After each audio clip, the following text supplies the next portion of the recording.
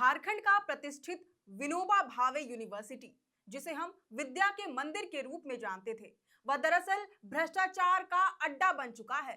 विश्वविद्यालय के जिस पैसे से छात्रों की सुविधाएं बेहतर होनी चाहिए थी, उसी पैसे से काजू बादाम, लग्जरी फर्नीचर, महंगे फोन और गाड़ियों के ईंधन पर लाखों रुपए फूंक दिए गए। 44 लाख का घोटाला सिर्फ एक ऑडिट रिपोर्ट में उजागर हुआ है। ऐसे में सवाल उठता है कि क्या शिक्षा के नाम पर मिलने वाला बजट किसी का ऐशो आराम बन चुका है? पहले तो क्या है इस घोटाले की पूरी सच्चाई, आइए जानते हैं। जोहार, आप देख रहे हैं लोकतंत्र 19 और मैं हूं आपके साथ अंशु। दरअसल 44 लाख रुपए का ये घोटाला यूनिवर्सिटी के पूर्व वाइस चांसलर मुकुल नारायण देव के कार्यकाल में हुआ था। झारखंड सरकार के वित्त विभाग के अंकेक्षण निदेशालय ने यूनिवर्सिटी के रजिस्ट्रार को ऑडिट रिपोर्ट सौंप दी है। रिपोर्ट में विश्वविद्यालय के कुछ अधिकारियों के शामिल होने की बात सामने आई है।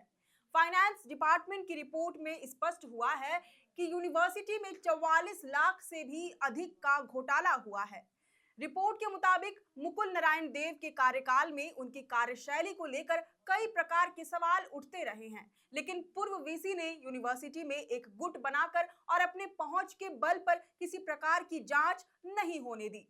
रिपोर्ट में बताया गया है कि पूर्व वीसी के दफ्तर में स्नैक्स इत्यादि पर लगभग 8 लाख रुपए खर्च किए गए हैं, वह भी उस समय जब कोरोना के कारण लंबे समय तक यूनिवर्सिटी कार्यालय बंद पड़े हुए थे और लोगों की आवाजाही पर रोक लग चुका था।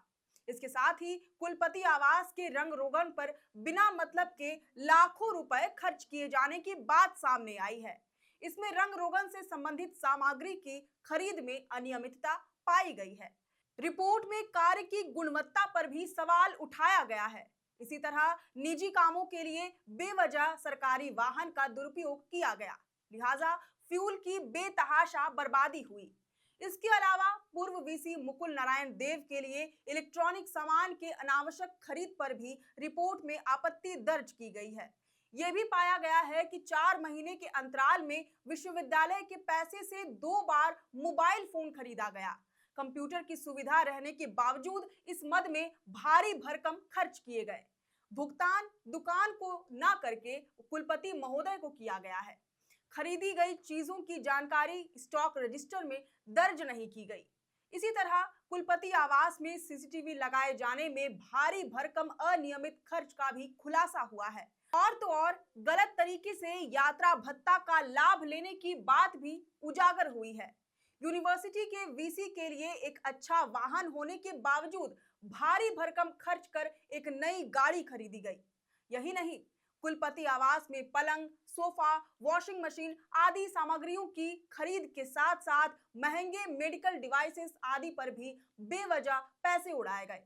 जांच में ये खर्च अनावश्यक एवं दोषपूर्ण पाया गया है। बता दें कि ये जांच 2020 के जून से लेकर 2023 के मई महीने के बीच केवल कुलपति कार्यालय, कुलपति आवास और कुलपति के लिए इस्तेमाल होने वाली गाड़ी के फ्यूल पर खर्च की गई। अब इस मामले में अगर जांच पड़ताल का दायरा बढ़ता है तो और भी बड़े घोटाले के उजागर होने की आशंका है। इसमें यह भी स्पष्ट किया गया है कि यह यूनिवर्सिटी के आंतरिक मद के आय से खर्च किया गया है, जिसका इस्तेमाल विद्यार्थियों और उनके पठन पाठन पर खर्च होना था, लेकिन वीसी रहे मुकुल नारायण देव ने इन पैसों को निजी ऐशोआराम के लिए खर्च किया।